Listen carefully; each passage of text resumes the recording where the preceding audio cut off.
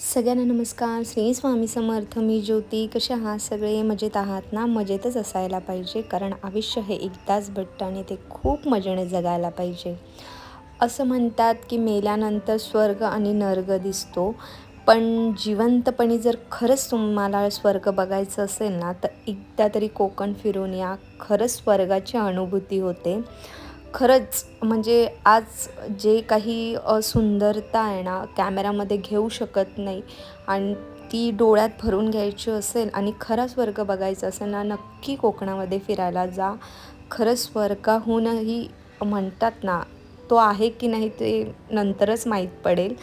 पण जिवंतपणी खरंच स्वर्ग बघायचं असेल तर एकदा तरी कोकणाला भेट द्या. खूप सुंदर आहे कोकण, फिरण्यासारखं आहे. तर आम्हीसुद्धा आहे ना ह्यावेळेस ठरवलं होतं की कोकणात जाऊया. पण गरमी आणि सगळं काही इतकं गरमीने इरिटेड होत होतं ना, म्हणून आम्ही आहे ना गणपतीपुळेचा प्लॅन केला. तर आम्ही फर्स्ट डे आहे ना तिथे स्टे केला होता गणपतीपुळेला, जे भक्तिनिवास आहे तिथे. पण गरमीमध्ये जर तुम्ही जात असाल ना, तर विदाऊट ए सी रूममध्ये खरंच तिकडे राहू शकत नाही, इतकं भयानक गरम होतं. आणि हे सुंदर असं नवसाच्या गणपतीचं जे मंदिर आहे ना ते होतं आणि त्याच्या आजूबाजूचं समुद्र खूप सुंदर होतं. फक्त जी काही आपल्यासारखी माणसं तिथे जातात ना, ते जो काही तिथे इतक्या सुंदर निसर्गातसुद्धा कचरा करून ठेवतात ना, तर ही खूप लाजिरवाणी गोष्ट वाटते. कारण कोकण इतकं सुंदर आहे, इतकं सुंदर आहे का मी म्हणते तिथे एक चॉकलेटचा रॅपर टाकतानाही 100 वेळा विचार करायचा.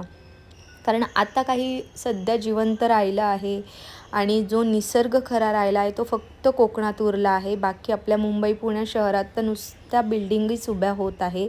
म्हणून आपण जर कधी कुठेही फिरायला जातो, खास करून कोकणात, तर प्लीज कुठेही कचरा टाकू नका. ही माझ्या हात जोडून सगळ्यांना विनंती आहे. कारण इतकं सुंदर यामध्ये तुम्ही कसं कचरा कोणी काहीही अक्षरशः आहे ना, गणपती बाप्पाच्या मंदिराजवळचा जो समुद्र होता ना, तिथे डायपरसुद्धा दिसले. प्लीज असं करू नका मित्र आणि मैत्रिणींनो, प्लीज असं नका करू. तर तिथे होतं मॅजिक गार्डन, आम्ही तिथे गेलेलो आणि हा जादूगर बघा किती छान जादू त्याची सादर करत आहे. देखिए सर, अभी ये राजस्थान जाएगी यहाँ से। चलो राजस्थान चले जाओ, चले जाओ, भाग जाओ। 1 2 3 चले गए। आपको लग रहा है जादूगर आपने कप में डाल दिया? नहीं सर, बिल्कुल नहीं, ये डब्बा खाली है। ये गुजरात जाएगी, अहमदाबाद, अहमदाबाद जाओ। अब इसमें कितना हो गया सर? वन साइड, वन बोल, वन साइड, वन मुट्ठी में। 1 2 3 तीनों अलग अलग है ना? तीनों अलग अलग है ना सर? हाँ. तीनों को एक साथ कर दो, एक कमरा कर दो। चलो 1, देखिए सर 2, एक किधर बाकी है? चलो आपको भी वहाँ जाना है। ये अपना कमरा खाली कर गई, तीनों पार्टी कर रहे हैं। हाँ, चप्पल काढ. नहीं नहीं पेन। साढ़े इस पे 3.5 फूकना है। कितना फूकोगे? 3 और आधा, 4 नहीं फूकना है, नहीं तो कॉइन तुम्हारी नाक में चला जाएगा। 1 2 3 फूको, एक और, एक और। अरे चला गया, गया नहीं, खाली कप है, खांसो। अभी एक मैजिक और, अभी मैडम का मोल फोन ले लो। अभी ए थांब थांब, करतायत ते, थांब. अभी देखिए ये फोन यहाँ से गायब हो जाएगा। आ. देखो, चलो 5 मिनट लिए वही। अरे देखिए सर, ये जादू नहीं होता, ये कला होती है, कला सीखनी पड़ती है। अभी मैं आधा सीखा हूँ, आधा नहीं। मुझे गायब करना आता है बाद। मैडम आपको अपना मोबाइल चाहिए? जैसे मैं बोलूँगा ऐसे बोलो, आपका मोबाइल वापस आ जाएगा। बोलो जादूगर भैया, मुझे गुस्सा आ रहा है, मैं चली जाऊंगी। चले जाइए ना मैडम आप। आणि त्यानंतर हा जादूचा शो बघितला आणि पुढे आम्ही गेलो, जे प्राचीन कोकण म्हणून आहे तिथे. कोकणाबद्दलची ना संपूर्ण माहिती दिली आहे. पहिले कोकण कसं होतं, आता कसं आहे आणि मेन कोकणामध्ये जे घराणं आहे, हे जे काही ती सांगत होती तेच थोडंसं मी रेकॉर्ड केलं.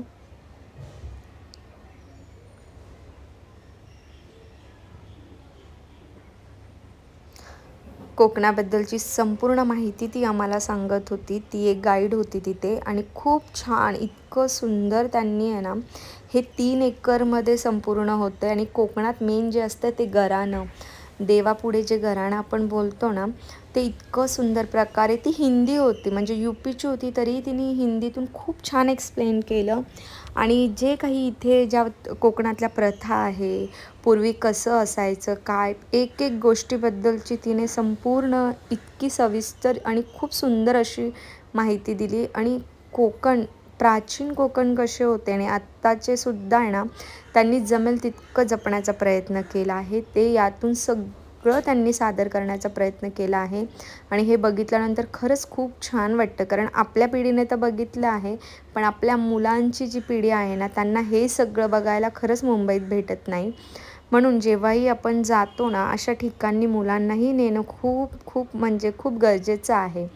आणि मेन काय आहे ना, की आपण जेव्हाही जातो ना, तर तिथं कचरा टाकणं, तिथला जो परिसर आहे तो घाण करणं. आता तिथली लोकं तर करत नाही. आपण फिरायला जातो आपण, तर आपण ती काळजी घेतली पाहिजे आणि तिथे जे काही चोपाट्या वगैरे असतात, जे काही आहे ना, तिथेही जागोजागी डस्टबिन ठेवणंही गरजेचं आहे. कारण सगळेच इतके समजदार नसतात, की आपण खाल्लेली गोष्ट आपल्याच बागेत ठेवून नंतर डस्टबिनमध्ये टाकावे. तर तिथेही थोडंसं त्याची सोय केली पाहिजे जेणेकरून तिथे कचरा होणार नाही. बाकी सगळीकडे नाही इतका कचरा, पण गणपतीपुळेला आहे ना खूप कचरा होता म्हणजे समुद्रावर खूप म्हणजे खूप कचरा होता. लहान मुलांची डायपर विचारू नका. जे काही कोणी खात होतं तिथेच डायरेक्टली फेकत होतं. तर इथे बघा किती सुंदर गुफा आणि त्यामध्ये जे आहे ना हे शिवलिंग होतं. खूप सुंदर वाटत होतं. त्यानंतर आहे ना तिथे जे काही त्यांनी जे बनवलं आहे ना त्याबद्दलची प्रत्येक गोष्टीची ती ना खूप सुंदर माहिती सांगत होती. नंतर हे कुंभार जे मटका वगैरे बनवायचा ते कसं भाजलं जायचं, सॉरी हे कातभट्टी होती. कात कसा तयार होतो ना त्याबद्दलचं होतं हे. आणि खूप पाय दुखले कारण हे 3 एकरमध्ये आहे पूर्ण आणि खूप छान आणि इतकी झाडं सगळं असूनही इतकं भयानक गरम होत होतं ना, खूप भयानक गरम होत होतं. त्यानंतर आम्ही हे संध्याकाळच्या वेळेस गेलो होतो. तिथेच जो गणपतीच्या तिथे जो समुद्र होता ना तिथे, इथेसुद्धा खूप छान म्हणजे जिकडे जाऊ ना तिकडे पूर्ण हिरवळ होती. छान असं आहे ना, खूप सुंदर वाटत होतं. आणि ते येत होते ना समुद्रासाठी आणि मग आमचा जो सेकंड स्टे होता ना, तो रोह्याला नांदगावजवळ आम्ही करणार होतो. आणि धुकं बघा किती आणि इथे ना आमची गाडीसुद्धा बंद पडली होती आणि कोकणाची रस्ते म्हटलं की थोडी भीतीच वाटते. तर आमची गाडी आम्ही निघालो 3:30 वाजता होता, की आम्हाला जिथे जायचं होतं ना, तिथे आम्हाला वेळेवर पोचायचं होतं. आणि हा निसर्ग बघा किती सुंदर आहे. मुंबईत तर आपली सकाळ 6 नंतर होते. खूप क्वचित लोकं असतील जे लवकर उठतात. आणि त्यानंतर आम्ही जो रूम बुक केला होता ना, तो अतिशय सुंदर होता. मला तरी खूप आवडला आणि इथे जरा गरमी कमी होती. रोहामध्ये आहे ना, गरमी कमी होती आणि खूप छान होतं हे. दादाई म्हणून त्यांचं आहे ना, हे छोटंसं फार्म हाऊस आहे आणि इतकं सुंदर आहे ना, त्यांनी रूम इतका नीट आणि क्लीन होता, कम्फर्टेबल होता. वॉशरूमसुद्धा खूप सुंदर होतं. आम्ही रूम बघून खूप खुश झालो आणि तिथलं आजूबाजूचं वातावरणही खूप घरच्यासारखं आणि छान होतं. आम्हाला पहिले वाटलं की आम्ही तिकडे गणपतीपुळेला न जाता आम्ही इकडे आलो असतो ना, तर आमचं अजून छान झाली असती. आणि त्यानंतर ही जकुजी होती, इथेसुद्धा खूप छान वाटलं. इथे पण आम्ही खूप एन्जॉय केला. खूप सुंदर त्यांनी सोय केली होती. फक्त त्यांच्या घरी काहीतरी लग्न वगैरे होते म्हणून जेवणाचं आम्हाला थोडं बाहेर ॲडजस्ट करावं लागलं. मेन तर वॉशरूम एकदम नीट आणि क्लीन होता आणि ए सीसुद्धा खूप छान होती. नाहीतर काही काही हॉटेल्समध्ये ना ए सीच वर्क करत नाही. त्यानंतर हा समोर स्विमिंग पूल होता, नारळाची झाडं होती, त्यानंतर सुपारींची बाग होती आणि फक्त अगदी आहे ना 1 मिनिटाच्या आत समोरच समुद्र होता. तर इथेसुद्धा तुम्ही काही गेम्स वगैरे खेळू शकता, रूममध्ये आराम करू शकता, स्विमिंग पूलमध्ये खेळू शकतात. त्यानंतर समुद्रावर जाऊन मज्जासुद्धा करू शकता. आणि इथला जो समुद्र होता ना, तो अतिशय स्वच्छ होता. काहीच म्हणजे असा कचरा वगैरे नव्हता, कारण तिथे ना त्यांनी काळजी घेतली. बघा थोडा समुद्रसुद्धा दिसतोय, मी तेच दाखवण्याचा प्रयत्न करते आहे. आणि इतकं छान होता ना समुद्र, बघा पुढे दिसेल तुम्हाला किती छान हे बघा. आणि कोणीच नव्हतं या बीचवर, कोणीच नाही. आणि खूप सुंदर आम्हाला हा दिसत होता ना सूर्य, खूप सुंदर वाटत होतं आणि इतकं छान निवांत वाटलं. आणि खरोखर आहे ना, एक म्हणतात ना, वर्षातून एकदा तरी पूर्ण फॅमिलीने मिळून नक्की असा काहीतरी प्लॅन केला पाहिजे. कारण काम तर रोजचंच असतं, पण थोडंसं एक माइंडला रिलॅक्स आणि छान एक फॅमिलीबरोबर वेळ घालवायचा असेल ना, नक्की एक दिवसाचा तरी प्लॅन केला पाहिजे. आणि आम्ही सगळं फॅमिलीने ना असं थोडंसं एक ड्रेस कोड ठरवून छान छान रील्स काढल्या, छान फोटो सेशन केलं, खूप सुंदर. आणि बघा सगळीकडे ग्रीनरी होती.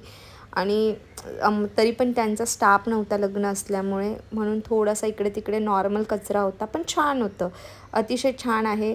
एवढं पण काही महाग नाही आहे, रिजनेबल आहे. आणि नक्की जर कोणाला आवडलं असेल हे रिसॉर्ट, तर मी नक्की त्यांना नंबर आणि हे प्रॉपर ॲड्रेस द्यायचा प्रयत्न करेल. मला तशा कमेंट्स आल्या तर मी नक्की देण्याचा प्रयत्न करेल. तर बघा, हे मिस्टर होते आणि इथे आम्ही चाललो होतो समुद्रावर. तर बघा किती सुंदर समुद्र होता. आणि इकडे आहे ना, गणपतीपुळेपेक्षा खूप कमी असं गरम होत होतं. तर इथे छान पण वाटलं आम्हाला. हे थोडंसं जे बॅचलर लोकं वगैरे येतात त्यांच्या त्या बॉटल्स वगैरे होत्या, ते थोडं इग्नोर केलं तर बाकी सगळं फॅमिलीज वगैरे पण येतात. आणि खूप छान वाटलं, खूप सुंदर आमचा इथे जे काही आम्ही 2 दिवस राहिलो ना, खूप छान आम्हाला रिलॅक्स वाटलं. त्यानंतर आम्ही सकाळी 6लाच उठून गेलो होतो. ही जी वेळ आहे ना, ही सकाळी 6ची आहे आणि काहीसा अशा प्रकारे समुद्र दिसत होता. तर आम्ही छान वॉक केलं, छान गप्पा मारल्या आणि मग पुन्हा आमच्या रूमवर आलो.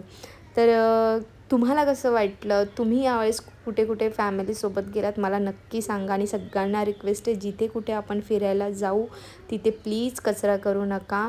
आपण साफ करू शकत नाही ना, तर कचराही करू नका. जेवढं आपण आनंदाने जातो ना, तिथला परिसर आपणच आपलीच जिम्मेदारी समजून स्वच्छ ठेवण्याचा प्रयत्न करा. हीच सगळ्यांना नम्र विनंती. आणि बघा, ह्या निसर्गाचा डोळ्यांनी तरी तुम्ही आनंद घ्यायचा प्रयत्न करा. आणि नक्की स्वर्ग बघायचा असेल तर मेल्यानंतर नाही, जिवंतपणी एकदा कोकण फिरायला नक्की जा. चला भेटूया पुढच्या व्हिडिओमध्ये. सगळ्यांना श्री स्वामी समर्थ.